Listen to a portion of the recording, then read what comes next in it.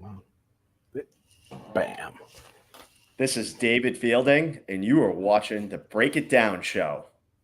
We get to do dope ass shit, man. You and I have done some crazy things. I guess this is start. So David and I are both spies back in the olden days. When I would fall in on a SOTF or any kind of special operations area, you guys are always suspect of a new guy that walks in, especially if he's a little older and maybe a little too fat. And even if you're in shape, you're too fat in a second on a SOTF, right? And I'm like, hey, I can collect my ass off. Glad to help you guys. Glad to stay the fuck away from you. But ultimately, it turns into a murder board, right? And maybe there's a Fox there. Fox, by the way, for everybody else, is the guy who kind of handles the intel stuff. And they'll say, all right, well, here's the questions. And then you smash them out of the park. And they're like, well, what the fuck are we doing sitting here? Let's go get to work. And the biggest thing is I'll write the reports and do collection, and you guys can have all the credit. And they're like, oh, what the fuck are we doing sitting around? Yeah. One of the funny things was I taught at a course called CIFSO, the Counterintelligence Force Protection Source Operation course. That course was short-lived, but it was the course for a short amount of time because people in our world know that, but nobody else does. And even it's a short amount of time that people would know it. They're like, oh, you didn't go to ASOT. Like, right, because before that was a thing, it was CIFSO. They're like, we don't know what that is. And so even in our world, we don't know what we do. Commanders, infantry, but all kinds of, they don't understand what it means to be a field collector, to be a counterintelligence agent, to really have it be on you to spot, assess, recruit, identify, test, all these things that we have to do with people. I would submit to you that for me, from what I had to do, the hardest thing I had to do was win my way into these American units that are supposed to trust me because they have no idea how to put me out there as a weapon system. 100% accurate. 100% accurate.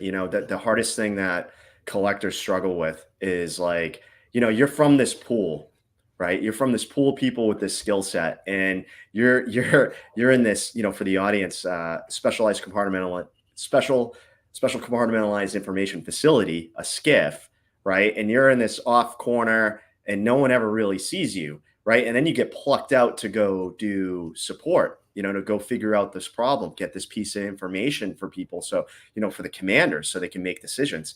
And, you show up and they're like, you're the guy? Who the hell are you? It's like, where are your bona fides? And it's like, well, you're a 30, in the Army, you could have 35 Mike. That's the MOS for human intelligence. I don't know about the other services and stuff like that, or I think it's, Marine Corps got one too, like that. NAGTAF CI, that's a big deal in the Marine Corps, from guys I've served with that were HUMINTers for the Marine Corps. And, we understand it. We understand how to be employed. So a lot of the job is a sales job too. Totally. You got to sell yourself. You got to sell the source. You got to, and demonstrate value every day because I was the 18th Fox on the team before I, transitioned, as you said, over to the dark side, and I looked at human intelligence as, a great tool to employ, and having those 35 mics be like, hey man, this is, especially doing counterterrorism work, like these are the gaps. Or I have other forms, as an 18 Fox on the team, the Special Forces Intelligence Sergeant, you have these other, intelligence disciplines you can rely on. Human intelligence is the sexy, fun stuff, the physical stuff, right? And it's almost like more tangible. But, having the bona fides of being a Green Beret before, crossing over helped out a lot, especially when I went down range. And they're like, all right, looks like one of us, smells like one of us. So, it's like understanding the mission set too, so, it was an interesting ride for sure. And again, like our jobs overlap nicely, but not 100%. So you tell me when we're not the same, because I want to see those differences because, and I'm talking from the point of view of counterintelligence. Again, these things don't always line up because not all things that are human are counterintelligence, but not all counterintelligence is human. And they're a really weird thing how they go together. So when I go out and I talk to a commander, look, I've got a lot of experience, right?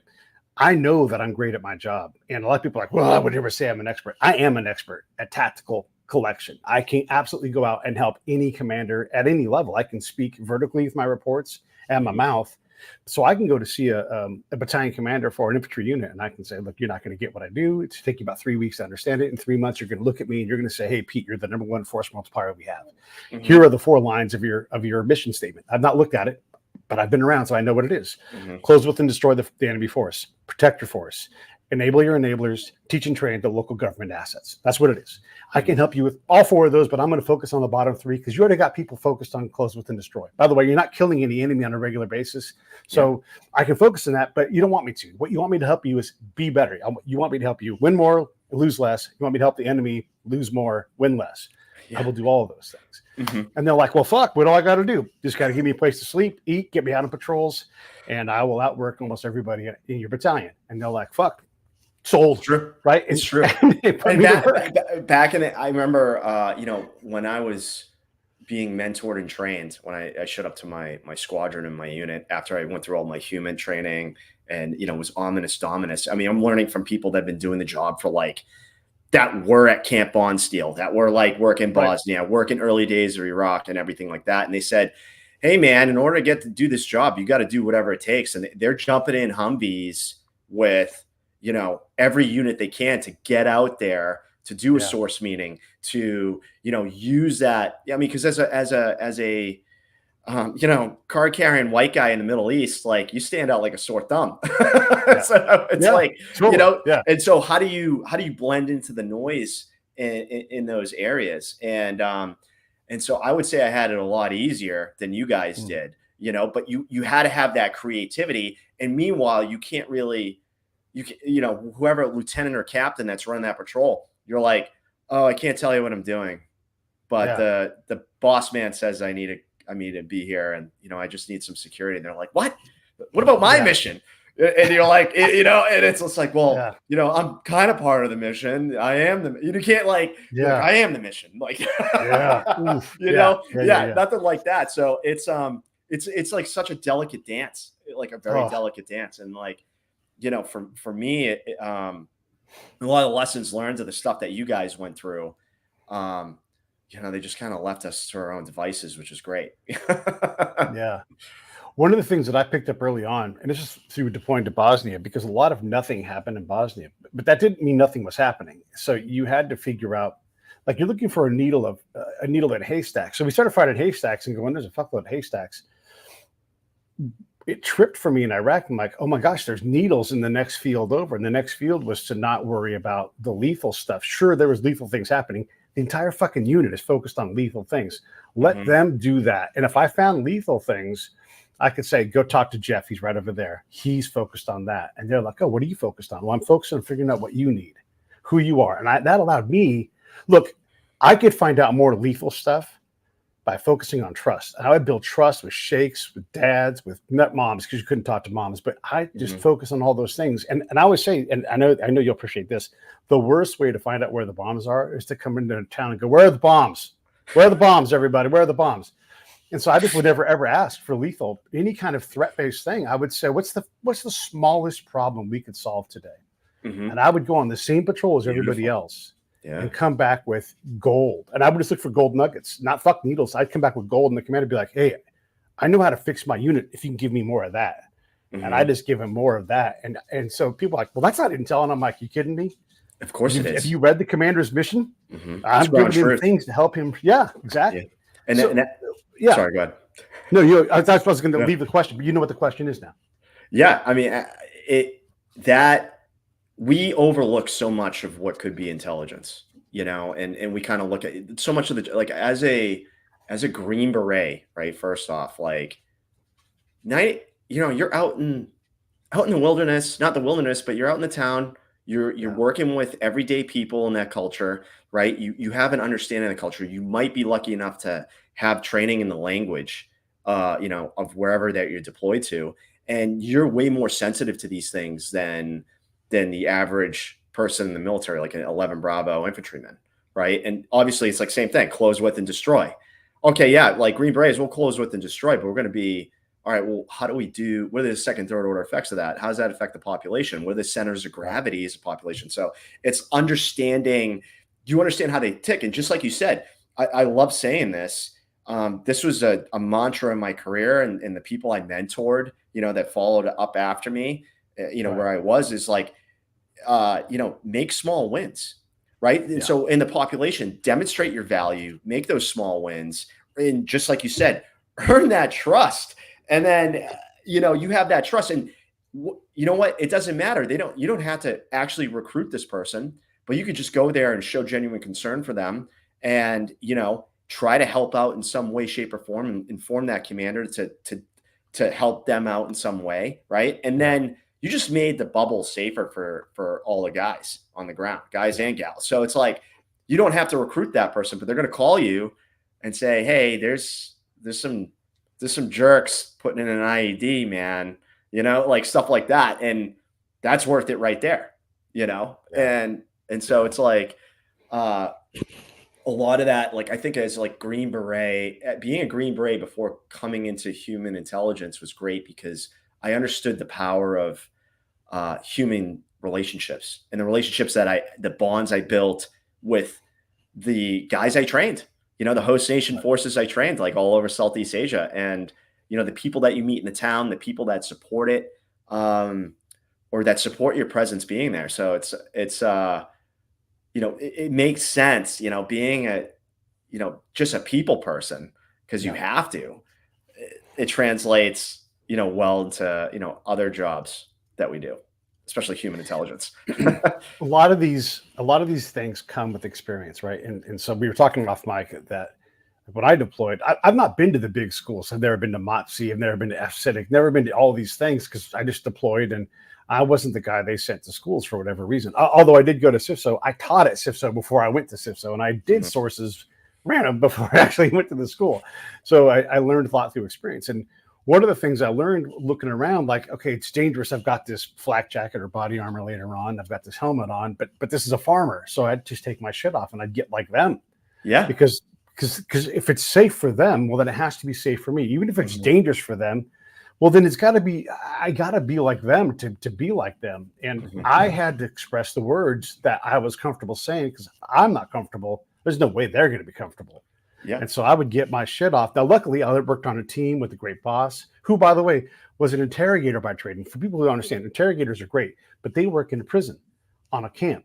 They're not designed to go off the camp. So she's out there like, hey, I don't know what you guys do. She's smart. She knows how to ask questions, but this is a whole different world for her. And so she's like, you tell me what you want to do. And I'm like, I like to party. I like to hang out with people. I'm going to take my jacket off.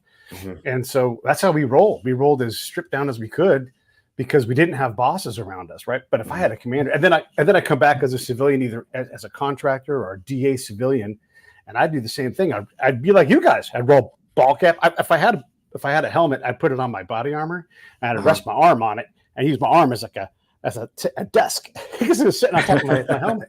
Because I didn't want people to see me as being the Army. I wanted them to see me as Pete. I wanted everybody in the battlefield to know I was Pete. I'd never used a fake name, because I wanted everybody to know who I was, no matter where I was. I always said the same things. I never put a cover on. So if this county knew me as Pete, that county over there knew me as Pete, and they all heard the same story, because I was all about building trust. And that's to include the Army. I wanted the Army to call me Pete, not Mr. Turner. But hey, don't call me Mr. Turner. Call me Pete. I'm Pete. And as they did that, here's the other thing I would do. If I'd come out to a SOTF, or I'd come out to some side of a mountain in Afghanistan, I'd show up with a big barrel of ice cream, because I knew those guys never got that. And the Army would forget about these guys. And so I show up with 2 big things of ice cream. Here you guys go. Boom, boom. I'm like, what the fuck's this? It's ice cream. They're like, you brought ice cream for us? Because I needed bona fides. And you know what instant bona fides is? Fucking ice cream. Oh yeah. I had a guy, very senior guy that was in my unit. He was literally running a source in Iraq, and the whole thing, all he wanted was ice cream from the chow hall. And so like he had all these car pickups. And like, they had to be like car pickups that were close, because Iraq's not exactly an environment that's conducive for ice cream to be traveling. So he had like this whole system, and he would show up 15, do a brief, car meeting, in the Humvee, grab the guy up, good spot with screening, jump in the car, give him his ice cream, debrief him. Okay, have a nice day.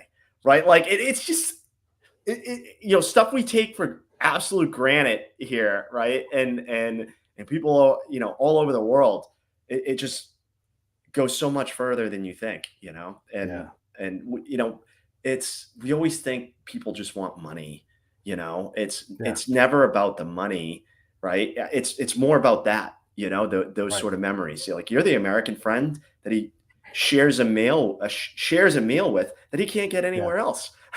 And no one in his neighborhood's Yeah. getting that too. Yeah. Yeah.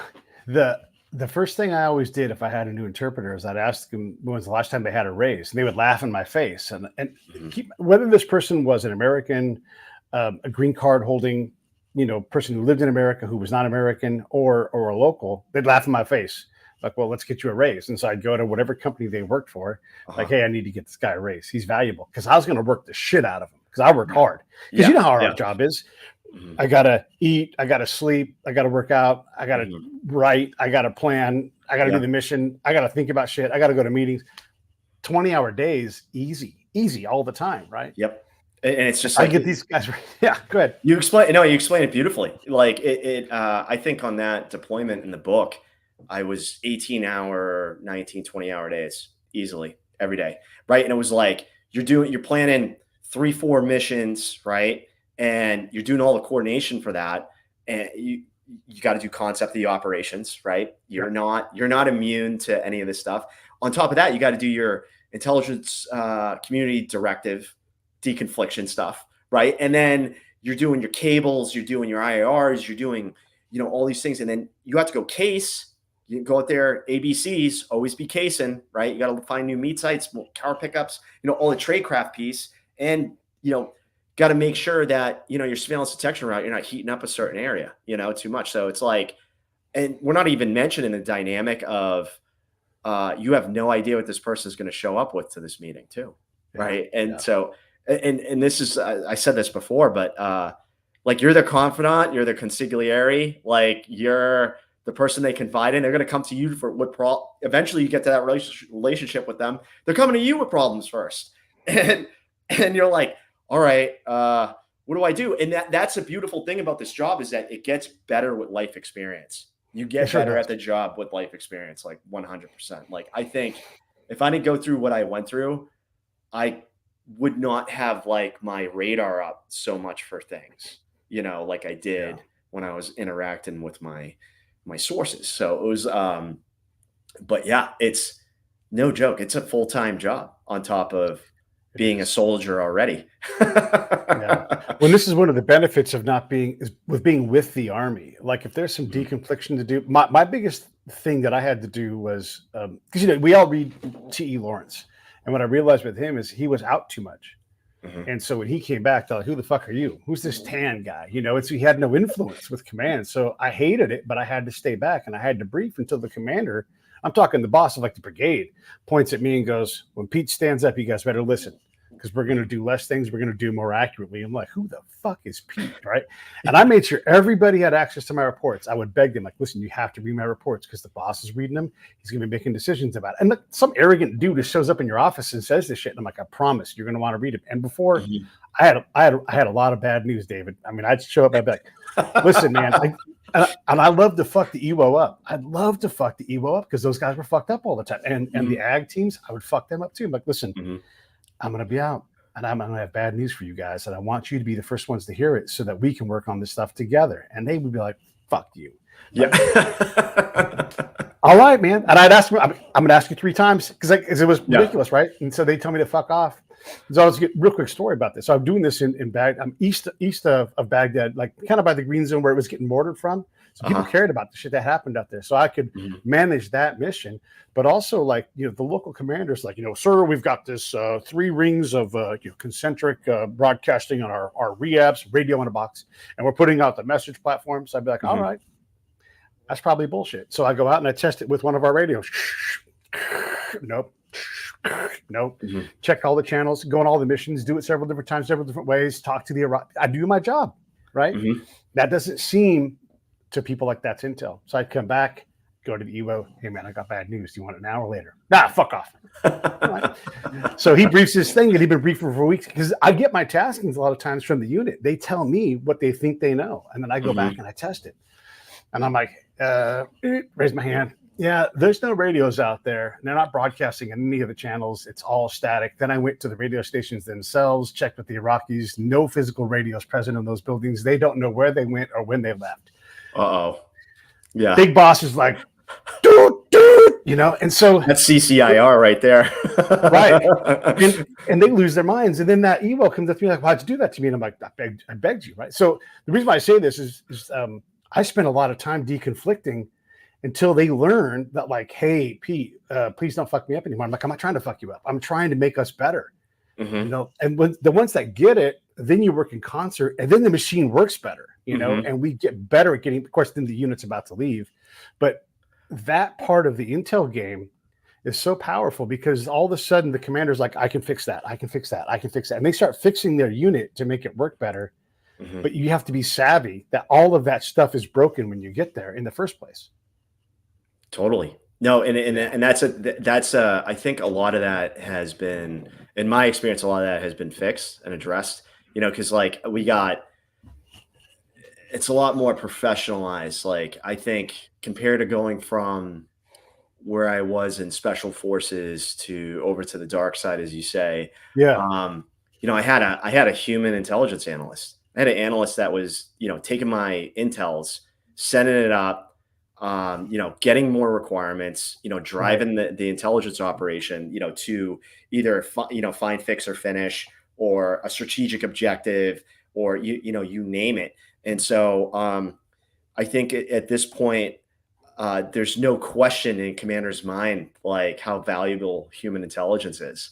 And that's a thing you know, I didn't have to sell myself like you did, but I did you have to sell sources, you know, you got to sell, you know, and if you want that, I mean, but you got to be an honest broker too, you know, cause I've had some, you know, you go in there, you're replacing somebody, I replace somebody, right? You do your turnover and you're like, okay, now I gotta do an assessment of these guys, right? And you gotta be objective. And you know, this person's been working 6 months, a year, however long it's been, or we've been developing or working with this particular source for X amount of years, stuff like that. And sometimes it's like kind of heartbreaking when you gotta kill a relationship, you know, and you're like, I don't know, and that's the thing is they're, you know, shifting priorities over time.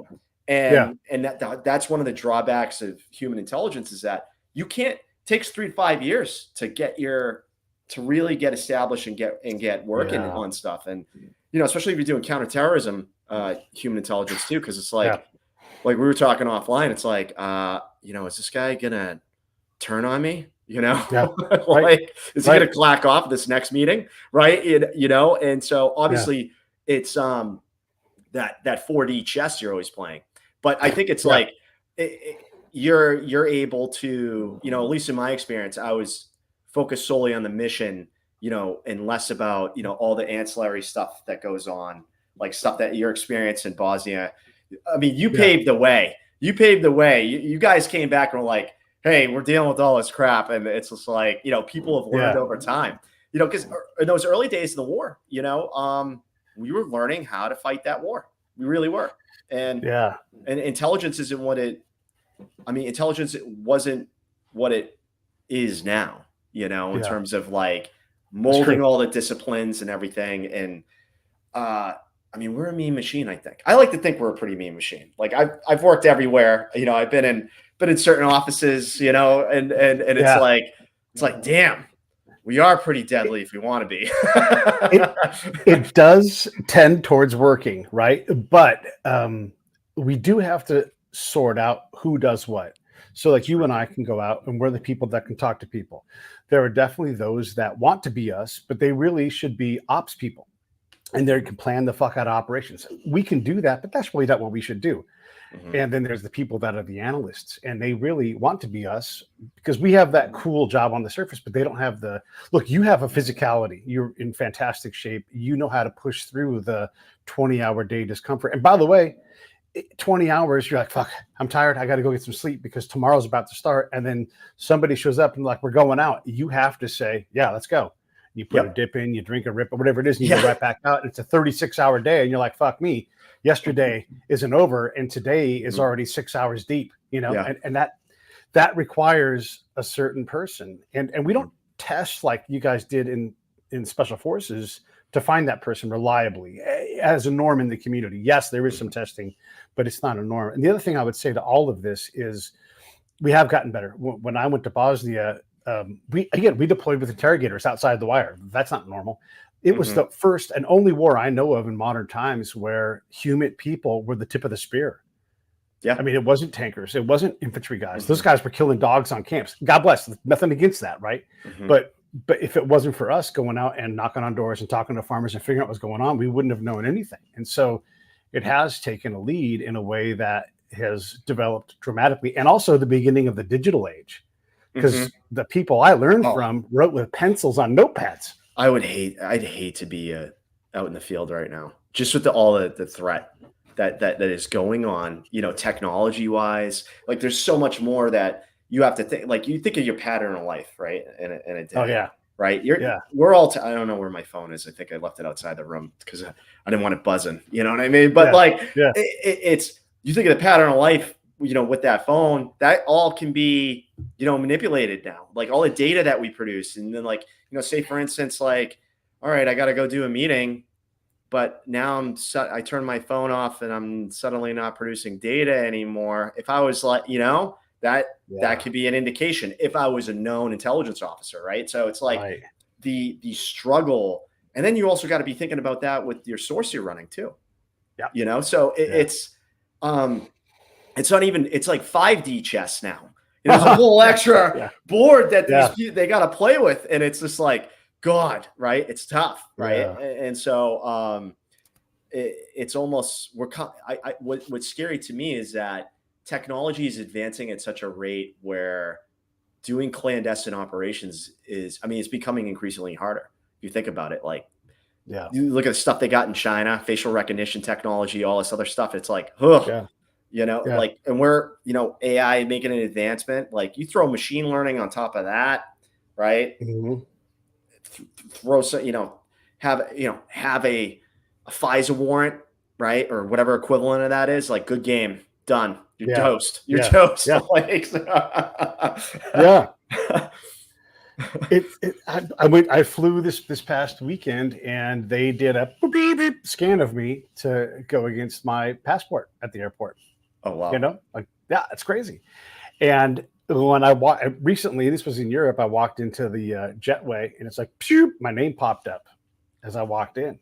So that is scary. Yeah, oh, man. Now I manifested, but they knew who I was because I'd entered my passport information into my thing. So, and let me get away from the clandestine side, and I want to get your thoughts on this because I approached the whole thing completely open because that was really what I was. Because I didn't work on I've done clandestine things. Set that aside because that wasn't what I did as a norm, and I didn't really have a cover. Like you can say you're with U.S. forces or U.S. security or force protection, but it's bullshit. I'm not even going to worry about that. I'm Pete, and if you're like, are you a spy? I'm like, yes. And if I ask you a question you don't want to answer, don't answer it because I'm not here to harm anybody. I'm here to help. And they'd be like, oh, okay.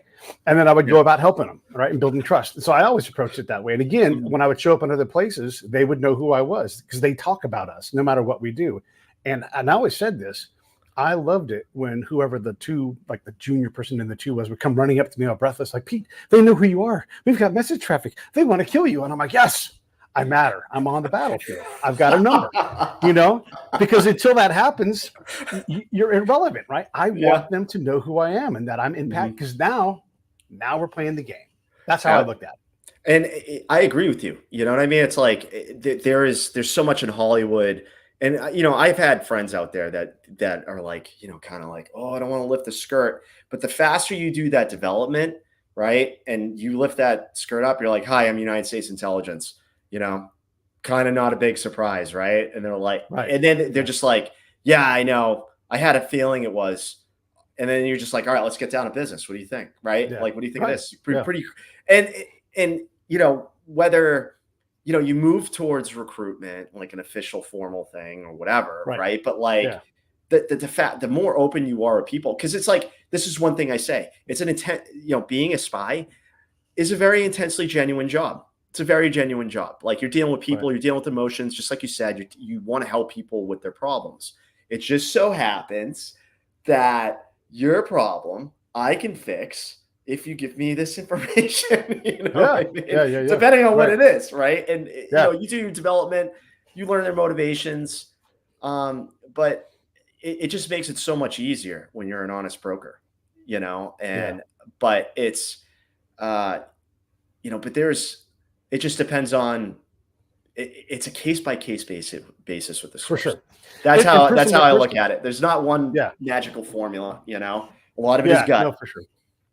Well, and I had the benefit of going through SIFSO as an instructor, and so I got to see everybody's judo, Hmm. and I got to see, oh, there's these different holds. So I had a lot of experience collecting experience as well, and then I got to go to the field and really just try out whatever I wanted, and I got to go into the lab and do different things all the time and just get better and better. And so, taking your ice cream example, being the ice cream man myself, I realized that if I respected the people that were worthy of respect, elders and sheikhs and all these people, especially government officials from the country we were in, I realized I could build it internally where I could go up to the commander and be like, hey, I'm going to bring some VIPs on. And by the way, oftentimes these are the guys with a silhouette and no picture on the wall, right?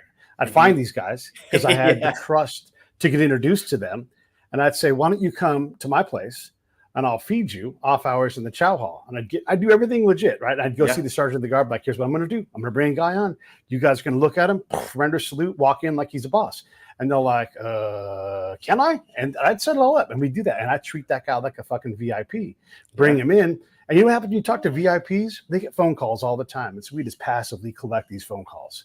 Fucking Mhm. gold mine, right? Yeah. And I would let whatever boss was there, I'd let him know, like, hey, why don't you swing by around 3:15? Come Uh-huh. by. Hey, who's this? Oh, this is Abu so and so. And you're like, oh, hey, how you doing? I'm the colonel around here. I'll talk to you later. Mhm. Hey, great, talk to you. So he's like, my guy thinks I'm the big man on campus because I got the boss coming by. He's met the boss. The boss has met him. Yeah. I mean, it's just like this powerful fucking thing. And that guy's like, oh, and by the way, stuff your pockets full of whatever the fucking food you want. Yeah. Go crazy. And Mhm. that guy would be my best friend indefinitely. Right? When can I come back? Anytime you want. You just let me know. I'll set it up. Because you know why? You're a very fucking important person. And I want Mhm. to make sure that you understand that and your friends, where they can come on to. Let me know. And I would, instead of going to their house to eat and they don't have as much money, I've got unlimited money. And Mhm. they ate that shit up.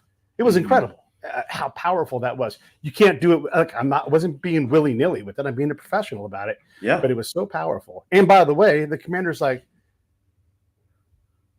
look at you Yeah. like, how did you do Yeah. that? You know? But it's like that's like knowing who you're talking to too. Right. That's a beautiful thing. Like, you know, all right, this is the type of person that I'm in front of. Like, you know, and setting up. And the beautiful thing is the limit on your resources. You thought outside the box, right? With Right. that, and you know, because there is a lot of constraints. Like, you know, it was different. My experience was much different, like freedom of movement, et cetera. You know, stuff Sure. like Sure. that. But um and the sheer amount of cash I had access to was like insane too. But like, Yeah. See, I had no yeah, money. I had no money yeah, at all. Right. that's the difference. Yeah, yeah, like big difference. But it just like I said, it just goes to show like how important it is to develop that genuine connection. That's a beautiful thing Yeah. about the job. That's so cool. That like that dude must have walked out of there like ego boost. I'm gonna Totally. be, you know, the next mayor of this town type of thing. I mean, think about that. And legitimately, like if I handed you that as a handover, I'm like, hey, just bring this guy to the chow hall. Matter of fact, you sit, I'm going to bring him in, and we give that guy that ego up, right? And we Mhm, all know ego up in our world. You're like, what the fuck?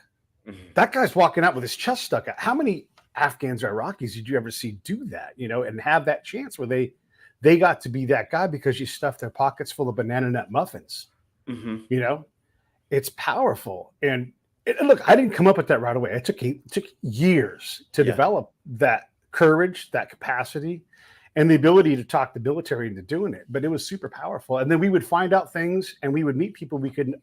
I met people that no one else could meet because of that, because I was getting introduced to people that no one else could get introduced to. Very cool. because I was introducible, right? It being Absolutely. introducible is huge. And you know, when it's not a clandestine relationship, right? And it's in the open, and you know, it is what it is, and you're going to build a network naturally out of that. Yeah. And I'm pretty sure he or she is going to want to raise their network up, right? And I mean, in that culture, that's a very important thing. Yeah. You know, that like not just anybody, but their family, their friend, their cousin. You know, it was always like, hey, I got a cousin that does this. I know you asked me for this, but I got a cousin over here. You know, he's a good guy. You know, I trust him. You know, Habibi, right? My love, like, Right. you know, like stuff like that. And they're like, all right, maybe we will, you know, maybe we'll check it out, you know. And it's just funny. It's a very cool job, man. It's such a cool job. So I hadn't thought about this, and it's got me thinking, because you have to build a network anyhow, but I didn't think about the clandestine limitations of that, or the requirements, I should probably say. What does that look for you? And then how do you, like, I start with nothing, like tabla rasa. I don't know a fucking thing. I don't know anybody, right? Maybe I've got an old contact report that doesn't mean anything to me. I didn't even go into the database and look because I don't want to know, right? So I'm completely clean and I can do what I want, but you've got a completely different set of things. What does that look like for you? It really depends. Like, so on a tactical level, you would have, you know, you get leads that come in, like leads from other sources, you know, people that they know. Sure. Mentioned in an intelligence report, you know, mentioned somewhere else. Some places have a targeting officer that is just out there trying to glean, find somebody to match this requirement. I think on the strategic side, it's way more deliberate, obviously, right? Because then you're talking, I don't know, like you mean deliberate, like it's the pace is slower, like it would be much deliberate? more careful, like, you know, much Okay. more careful. It depends on the sensitivity of the requirement, Right. the potential fallout of, you know, being discovered that, you know, we're interested in an individual, stuff like that. So it's but you know, the targeting officer usually drives a lot. So you have an operating directive, right? OD, and on the OD you got all these requirements, and then that's like as a human intelligence officer, that's your Bible. Like you're good. You go after any of these things, you're good. But we're, you know, for your start point, it's like, all right, well, what do we got for leads with it? And then sometimes, like, you know, on the strategic side, like, you know, putting yourself out there. And I have a great story with that. But, you know, on a tactical level, you know, in my experience, we would generally get recommended by, you know, sources out there would, you know, you develop them over time and have a good relationship with them. They would come dredge up a lead every once in a while. Yeah. And so it's pretty interesting, you know, what you find out when you start digging into it, and you're like, and then, you know, sometimes you're like, were you passing their intel?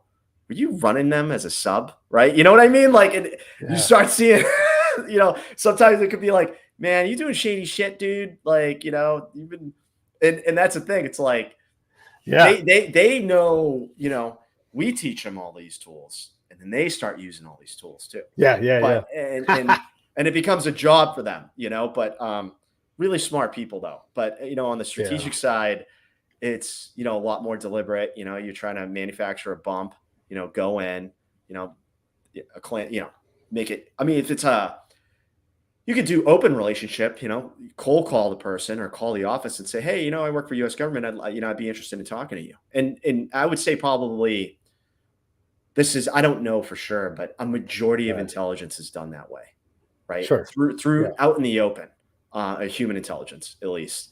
Because clan intelligence is, I mean, it's so hard and it takes time to do. Yeah. But I'll give you a great example, right? So I was at spy school, and this isn't in the book, but I was at spy school, and I did, like, you know, when I was at my away city, and I walked probably like 30 to 40 miles in like 2 days.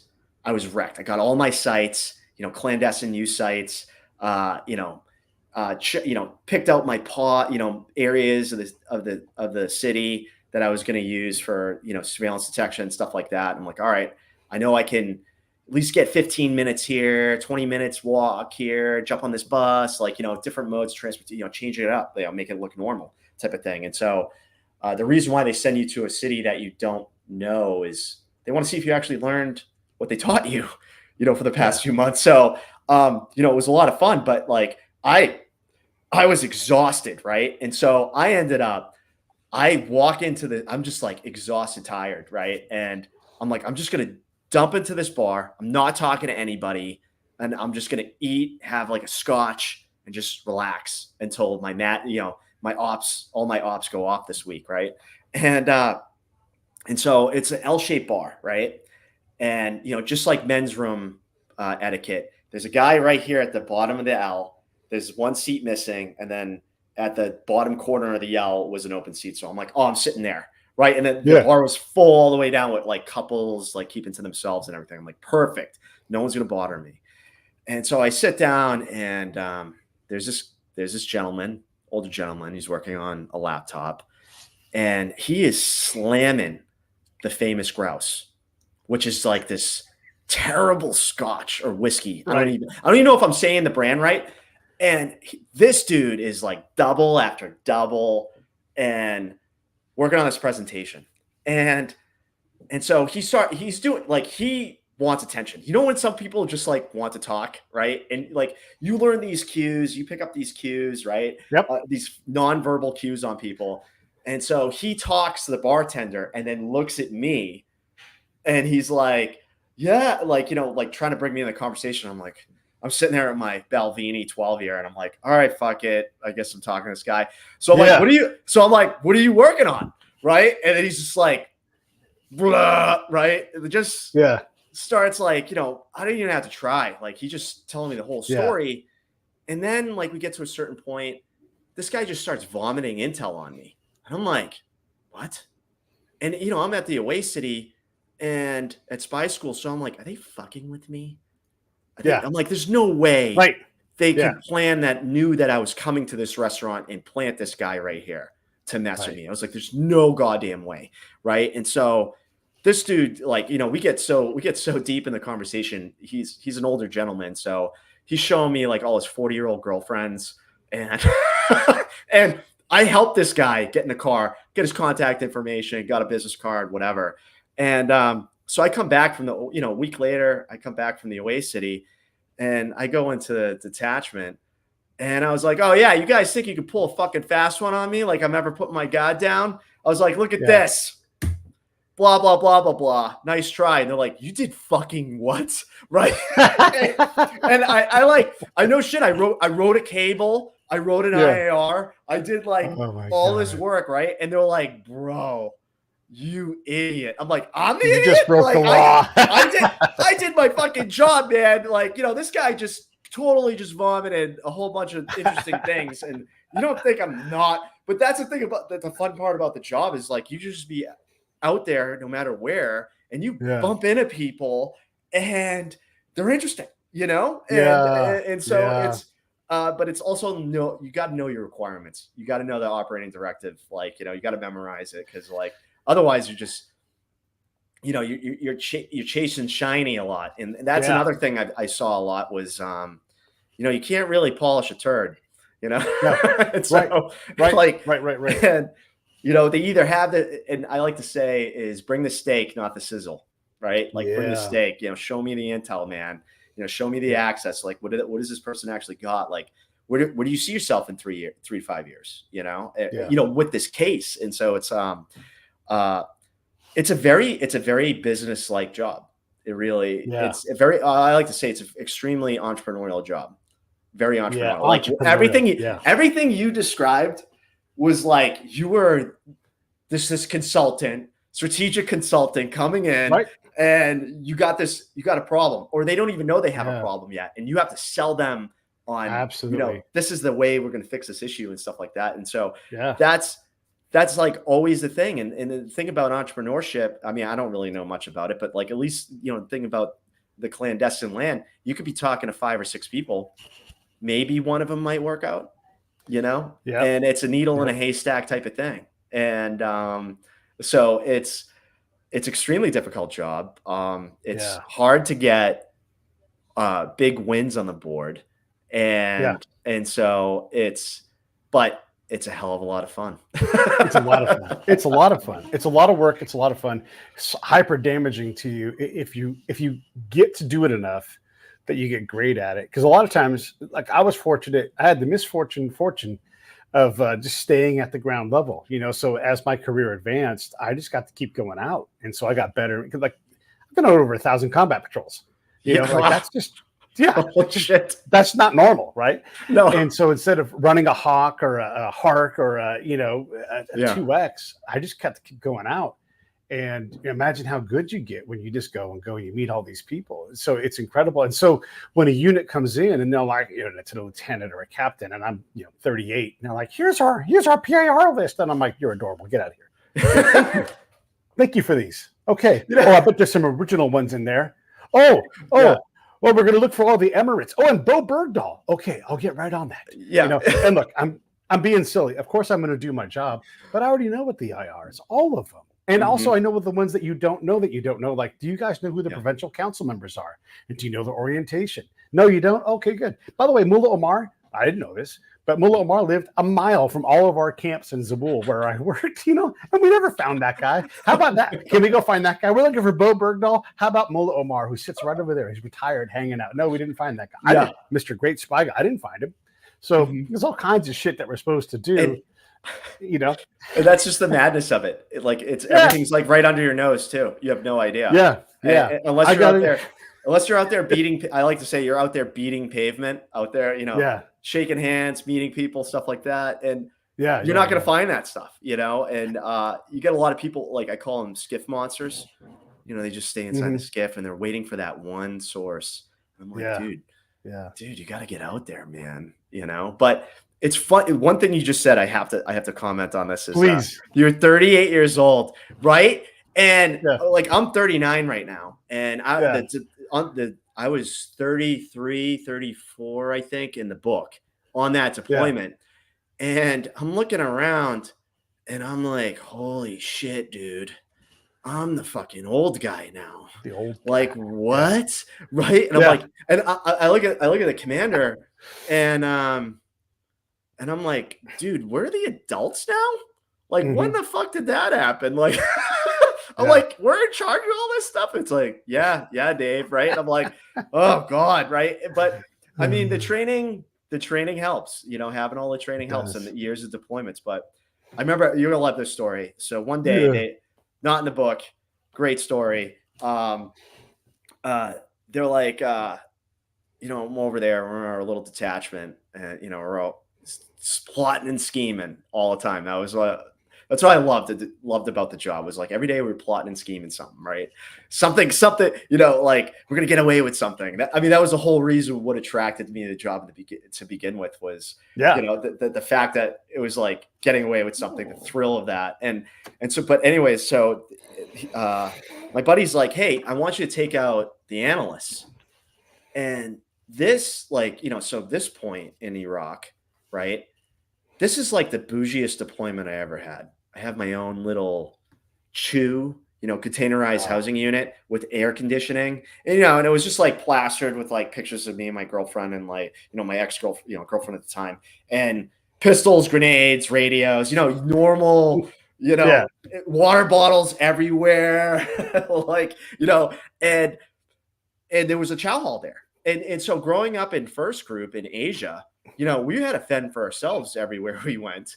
We were eating on the, it was like eating out in the town, and you don't know what you're going to get. You want to vary up your route, vary up where you're eating, so you don't develop a pattern.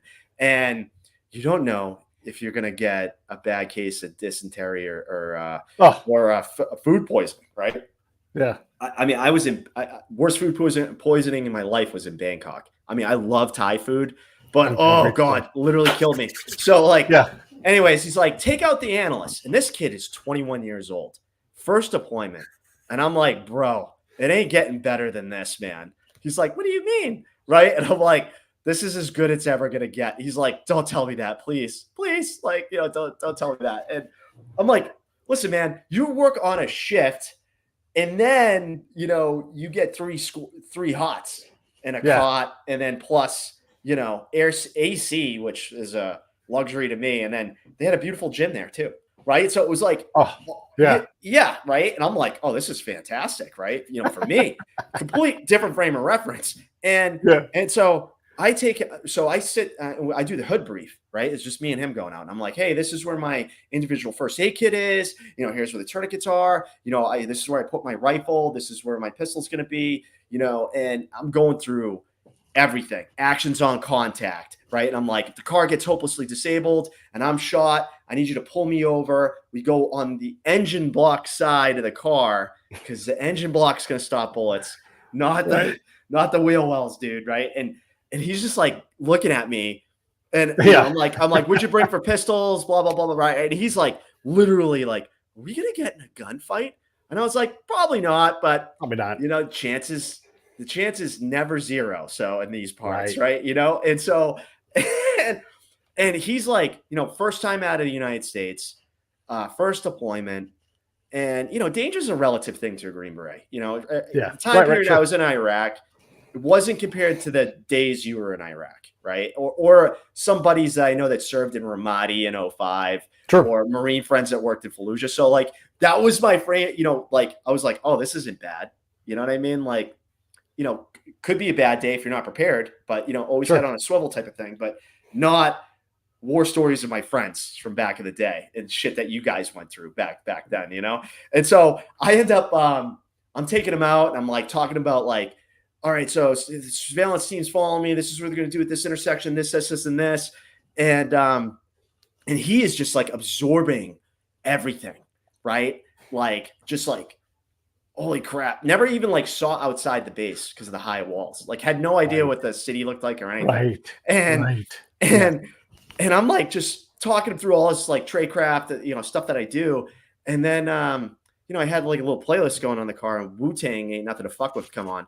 And I was like, hold on, right? And I start like blaring it, right? And I got my pistol and the cup holder, and I'm like below the dashboard. I'm like, you know, Wu-Tang Ain't Nothing to Fuck With. And he's just like, I'm with a madman. I'm with an absolute madman, right? And I'm like, this is what we do for fun. You know what I mean? Like,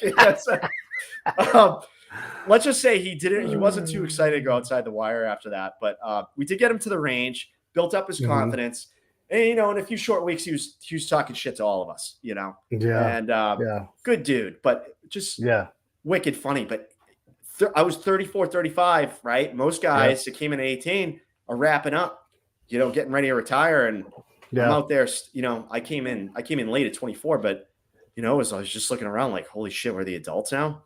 Like, whoa. Well, that's there's so much to say in that, and I don't want to take too much time with it, but everybody should buy your book. By the way, it's incredible. So there's the link right down below. There's a lot more about relationships and damage and suicide. By the way, I've got daily suicidal ideation. I manage it, right? But I want people to understand that you can get to the other side of these things and manage it. My brother took his own life a couple of years back. Sorry. And, you know, and I am sorry too, right? But people get sick and they lose this fight all the time. And so don't wait for someone to reach out. Be active. Wait before they get to the end of the rope. Get involved in people's lives. Get off the phone, get off the couch, and go get involved. But definitely read David's book. It's fantastic. And by the way, thanks for smoking Soleimani. I mean, I rolled in the area where he tried to kill us all the time, right? And so when they're like, it's an assassination, good. Kill that fucker. He played the game. He lost, you know, and I'm glad because he took out plenty of us. And I don't mind that at all. I think of just like people that died to explosively formed IEDs, right? Yeah. The acronym escapes me right now. You know, EFP IEDs. Yeah, like you have people that are, you know, quadruple amputees. You know, all the time. Yeah, like everybody. I think of the amount of suffering that dude has caused. Like, think about it. You have young women and men coming back home that their lives are forever changed, right? And their families have to take care for them. That guy had to go. He had to go. And the way he went is a most perfect, you know, most perfect way. There was talks of doing it a little more personal. But they decided to go with the airstrike, which was cool. But I mean, at that point, I didn't even know what the target was, which you know, me and a couple other guys worked on it. I mean, there was probably even, I would say probably that J2 is a master puppeteer, because I have no idea what else was going on behind the scenes. I did my part, but like, I think, you know, in the build up to that, we were doing all the intel, and they were going to attack the embassy, right? And Yeah. you look at what's going on there right now. Last time I was there was an election year. Yeah. It's Yeah. right out, it's right out of their playbook, because Yeah. they're like, oh, well, America's not going to get into a prolonged conflict. We think we can get away with some things. And Uh-huh. yeah, and they're playing the game. But what I want to talk about more is, the whole thing with suicide, that you struggle every day. And, Yeah. and I think, like, as a HUMINT guy, right? As a spy, one of the biggest things we learn, is asking people why. That is the most important question we ask as spies. And and I think, like, for us, like, people, just having a little more compassion for each other too. Asking Yeah. people why. Like, I look back at, like, I talk about my friend Lou in the book, and how I found out how he died by suicide. I found out in the worst possible way. The guy that told me called him a piece of shit. Yeah. And I was like, you know what? Lou has done more for this country than you have, dude. And you can't talk about a guy like that, and especially a fellow Green Beret brother Yeah. too. And it's like, but it's such a problem right now. And so it's like, for me, like, I didn't know this. I found out after I wrote the book was I had a TBI at some point in my career. I had a moderate TBI, and I'm pretty sure it was like from my whiplash injury when I was in a Zodiac, and we were on a mission in the Philippines in like 2016, and I was like, I had my ops core on nods, the whole thing. So it's all this weight on my head, and but I remember I go to Walter Reed. I was at the NICO clinic, and they're like, "You could have died." Yeah. I'm thinking like, oh, they're like, yeah, you have a moderate TBI. And I'm like, oh, that's not bad. And they're like, no, you're lucky to be alive. You had like a full on brain bleed, dude. Like, and I'm like, Jesus Christ. And all the bumps along the way, bad jumps, shooting high powered weaponry. We were always at the range doing stuff, explosive breach. I've had my gong rocked by explosive breaches too many times. Over and over and over again. So too many times, right? And so, but I look at myself this time now, and I'm very fortunate, and I'm lucky I got through it. I turned the spy toolkit against myself and asked myself why. And there was, but I'm like, the erraticness in my behavior started becoming a thing, right? Not making the best decisions, like, oh yeah, this. Granted, divorce happened. I went through a divorce. It starts with a divorce, and it was a slippery slope. But I'm thankful for the experience I have, because I'm the most genuine version of myself now. And you get to it's something you have to fight every day for. You do, and it's art, and so it's like, and I had a calendar when I was in the depths of my despair, and I was marking that's powerful. every, and I say this, defiance is my strongest attribute. So it was like the way my friend talked about Lou, and then we had a suicide at the unit, and and I talked about Jake's suicide, and we're doing this like all call for it. And, we're like, someone asked, like, what are they doing for a memorial? And they're like, oh, this is it. And we're like, what? We did a memorial when they passed away months ago, but this was like the result of the follow-on investigation or whatever it is that they had to do. Like, I'm a terrible admin guy, great my cables. Don't ask me to do any admin stuff, but like, so whatever they did afterwards. Right. But like and I was like, this is a dude that gave the best years of his life to this country. And we're just going to say, this is it. He's he didn't, death by suicide is shameful. Absolutely not, man. No, I don't think so. And the service that he In the book, yeah, he was an interrogator at one point. Did like a 10,000 hours of interrogations or some shit like that. Like, Yeah. you know, so you Yeah. got to have a special brain to be able to do, you know, that many interrogations. I feel like, but like, you know, the whole purpose of the book, why I wrote it, is so people see a version of themselves in me, and it validate people's feelings. That's the thing, Yeah. and it's not going to get better if we don't talk about it. You know, and we tuck that shit away. And you know, me as a man, like I didn't realize, you know, between all the injuries I had, and I just kept running from myself in some way, shape, or form. And then when I got off that plane from Iraq, and it was COVID just started, I said to myself, Dangerous. Yeah. yeah. Yeah. And I was like, dude, I was like, we're gonna figure this out. I don't know what's gonna happen, but we're gonna figure this out. But every Yeah. day, suicide, you know, right there, I was like, oh boy, just wanted it to end. And the internal dialogue that I was having with myself was Yeah. awful. It's crazy. Yeah. I mean, during 2020, my buddy Scott and I, he's a Marine best-selling author. We rode across the nation because one of his friends had drank himself to death, and we started doing this charity thing. And then 2 years later, you know, I did it because my brother had taken himself out, and they were every one of those trips I had a serious, you know, kill myself storm, and almost every one of those trips I had a loaded gun next to me, not for any reason other than we're traveling and I've got cash, you know, and I'm not a carry gun kind of person, but we've got a lot of cash with us because people are stuffing money in our pockets as we're raising things.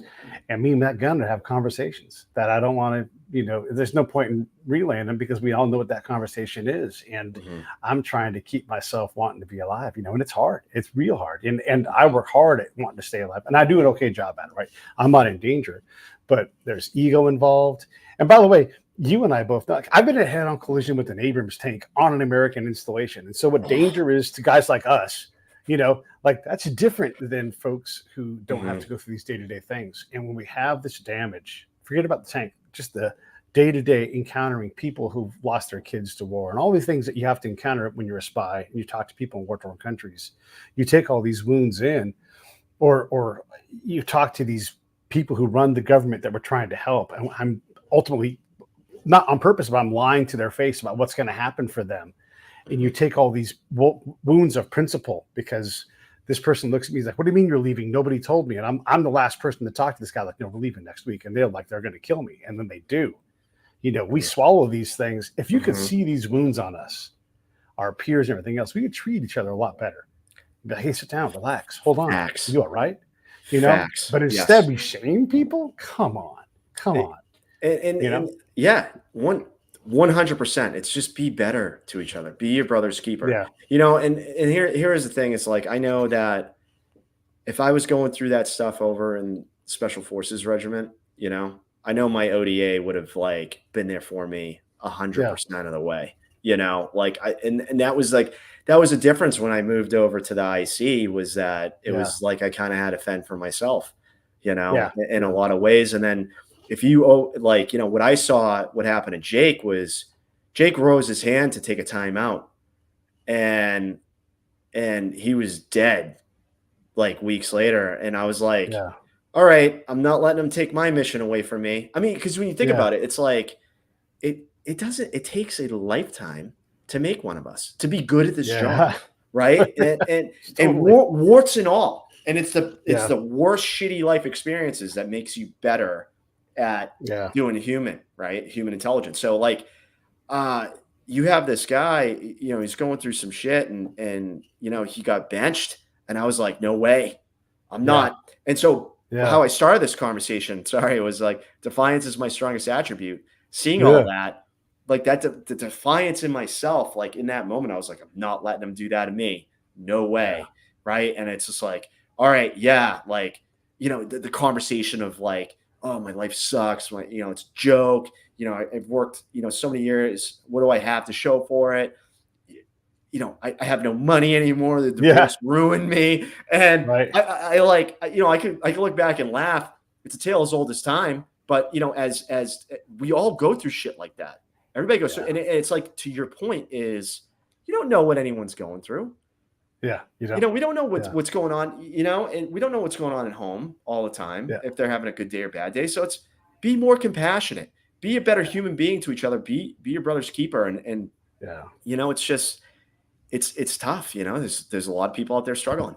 And Let me change. I want to change us gears away from this stuff because I don't want to. I Sure. don't want to be anywhere near this on the end. Everybody should look out for one another. Spend time loving one another. When you think of someone, call them. That's what I'm going to say to that. amen. So we're in Iraq and we're working on this source, and a very dangerous guy, one of Saddam's guys who killed people. And it's my meeting, and you know when it's your meeting, it's your meeting, and I'm taking the lead. And everybody in the room is qualified to do this stuff, but it's my meeting. And I've got a case of the shits that have just come on. Every chow hall, including the Iraqi ones on the camp, is below code. They're like, we're shutting them all down, everything, but we have to keep the chow hall open so we can eat. And so everybody in the camp has got something. And I'm like, oh my God, what am I going to do? So I'm trying to fight the urge to crap myself. I'm trying to run this meeting with this very dangerous guy, and I'm trying to do my job. And I get to the point where if I don't shit right now, I'm going to shit right now. And so I go, I have to get up and go to the bathroom, everybody. I've got it. And so I do the unthinkable.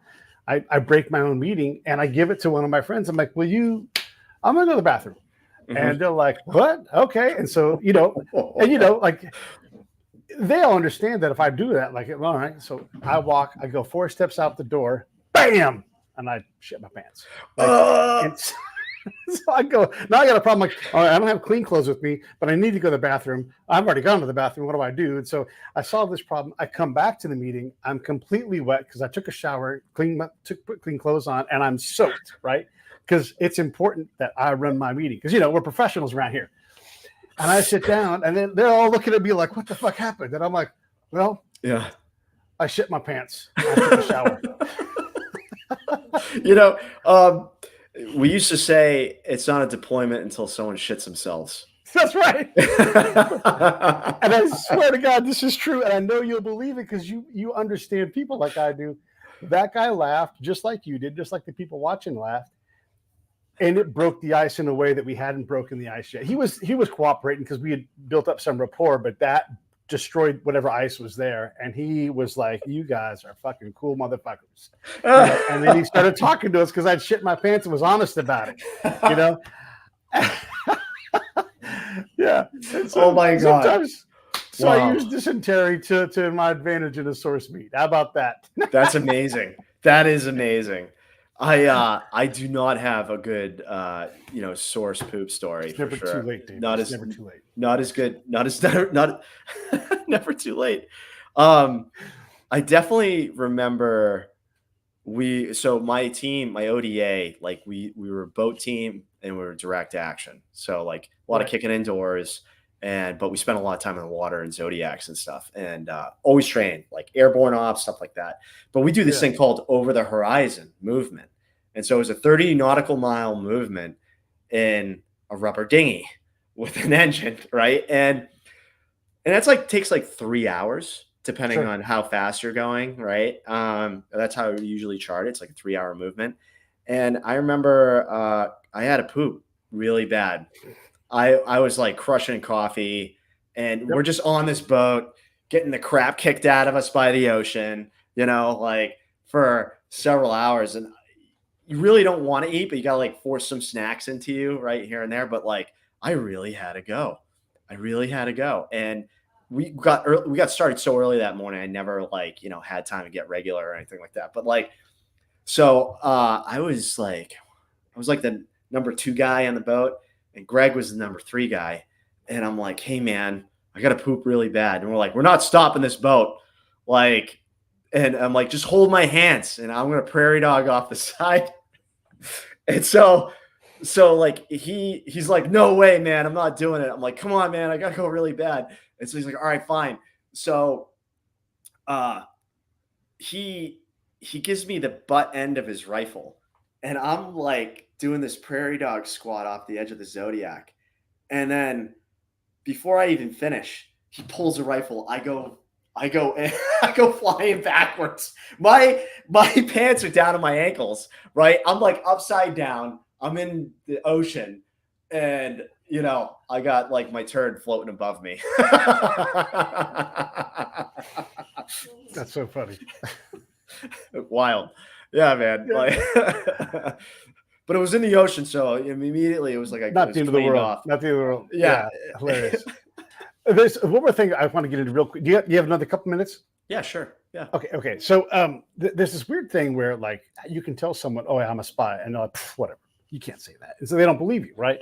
And there's other times where they'll just absolutely assume that you're a spy. So I'm flying back to Iraq on a C-5, and I live in California, so I just worked it just by asking, and I flew on a C-5 Uh-huh. out of Travis Air Force Base, which is like right close to where I grew up, and so I go to show up and fly out like on a Tuesday, and I'm going to go back on the same bird. I come back on Tuesday, and I'm like, okay, great, come back on Tuesday, Nice. and I'm climbing the long, big old staircase to get up there, and I got long hair, and I'm in good shape. And one of the people on the crew stopped me like, "Hey, are these your boats?" And I look into the cargo area, and there's these 6 big, brand new, beautiful Zodiac, hard bottom Zodiac boats, big, brand new, beautiful motors. And I look and I go, "No." And I walk up the stairs, and the guy's like, "Those are his boats. Those are his boats." And I'm like, what am I going to do? I told the truth, right? They're never going to believe it in a million years. But you tell other people like, yeah, I'm a spy. I go out and I collect things. And they never believe you, right? Like, and so we have one of those jobs where you can be honest about it and no one believes you. And if you lie, people don't believe you. Yeah. Yeah. Exactly. Yeah. Yeah. Because people inherently know if you're being dishonest with them or not, like subconsciously. Right. And so it's like a lot of it is, and people think that the job is like a ton of lying, right? When you probably went through your course, they said, here's the big circle of truth. Here's the little tiny lie, but everything else is genuine and true. And it's like, yeah, when you're just trying to, not be true to who you are, people see that. People see the body language. I mean, if you're trying to lie about something, you got to work overtime to try to get away with it or whatever, Yeah. Well, it's one of the reasons why I always use my real name. Like, "Oh, hi, I'm Cooper."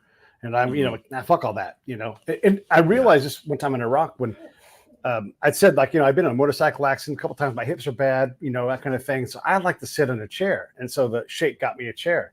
And every meeting I went to after that, when we showed up, there'd be a chair there for me. I didn't ask for that chair, but they just knew, and the word got around. And I'm like, I cannot tell a different story. I have got to tell my same story, and I'm not going to get it wrong, because these guys know all of us. They know all of us. They all talk, and it was such a big lesson. And I would try to convey that to my commanders and things else. Like, you have got to be honest with these people because they all know who we are and they talk, Yes. And we always think we're smarter than everybody else, and you can't out Iraq and Iraqi. You just can't. I think it's the Arab world is so good at human intelligence. So good at it. I mean, just out of the fact that they have to be, because it's the cheapest form of intelligence for them, right? They don't have like NSA or NGA or like these CIA, these big, well-funded federal agencies that do this one specific intelligence discipline or whatever, right? Like they literally have to rely on their network of people, and they get good at it. They get really good at it. And it's like, all right, they know the culture better. They know, it's like to compete with that. It's hard, but you're absolutely right. You're never going to be smarter than the people that grew up there. No, that's a thing. That's a error we always make or seem to believe is, or we think we can fix everything and we can't, and it's just, it's a tough thing. Yeah. Well, and they can't out New England you, and they can't out California me. So they would ask me questions, and they were desperate to know more about the states and California. And I'm sure it'd be the same thing about, Boston and everything else. They'd want to know these things, and it allows you to be human to them instead of just some American, some army guy, and that's what I'm desperate for, is to be a human to them and let them be human to me. And for me, one of the biggest KPIs is when the Iraqi general or the Afghan mayor, whoever it is I'm talking to, when they're like, "Pete, you're my advisor. Come here and talk to me." And I'm like, yes, that's what I want. I'm not just some dude. I'm the person that you come to for counsel. That's powerful. I mean, you can't, that rapport right there, you're going to get anything you need, like hands down. And that's a funny thing. Like we talk about like old school Green Berets. That's how it is. You know, if Yep. you're a Green Beret that grew up in Asia, that's how it is. You know, you have to build that rapport with those people, you know, with the locals. You have to build that rapport with the host nation and become that trusted. I mean, I think I was on the last rotation for OEF P in the Philippines. Now it wasn't like it wasn't a super kinetic deployment like guys doing the commando mission in Afghanistan, but you know, I was out doing, you know, we were going out doing raids, going after, you know, local Abu Sayyaf groups, Abu Sayyaf commanders, Al Qaeda link commanders, stuff like that. And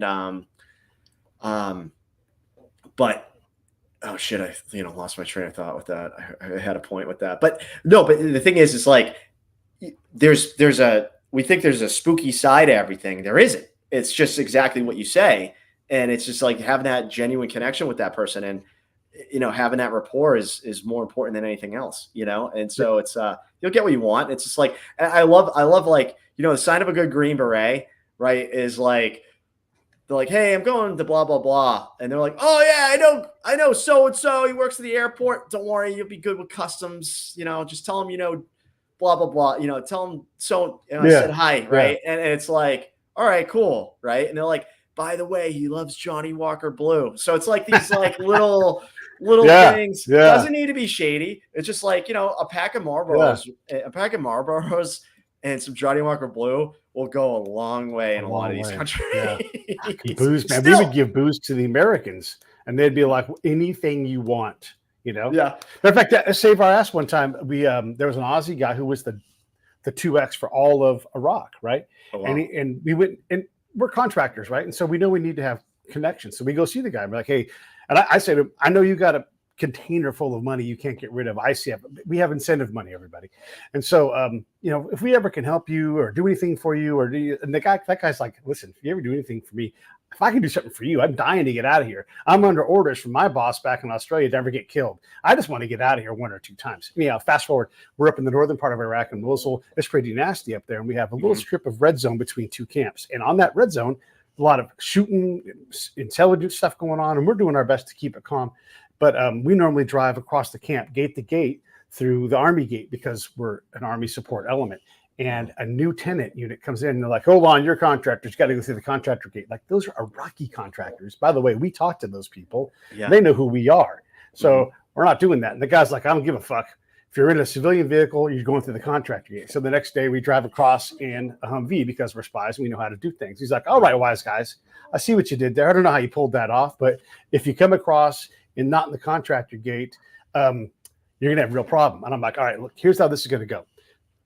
We're going to come across in the military gate because of what our job is. I'm begging you now, don't give us a problem with this. If you push it, I'm going to call the theater guy who covers our work, and he's going to create a problem for you. Please don't make me do that because it'll be a problem for you. And this guy's a major, right? Yeah. And we're talking a J2X. It's like, it's good. Yeah. I do the 3 asks. Please don't do it. Please, please, please. All right. Well, listen, the next thing I'm going to do is get on the phone. I'm going to call this guy and we're going to see what happens. And the guy's like, well, you better do that. Okay. Call him up. And he's like, next thing, smoking. And, you know, he goes to J Air and he's like, I need to get up to Mosul. And they're like, oh, it just so happens he's up there in less than 3 hours. And we didn't even want to see it because, you know, it's going to go nuclear. But he grabs the pod commander and that guy who's like the mayor, and he's like, melted him. And they're like, you guys have full access to any camp you want. You don't have to ask for anything at all. It's all good from then on. And the Aussies, he's like, everything's good. Thanks for getting me off the camp. I appreciate it. We gave that guy a bottle of vodka, but the first thing we did, you know.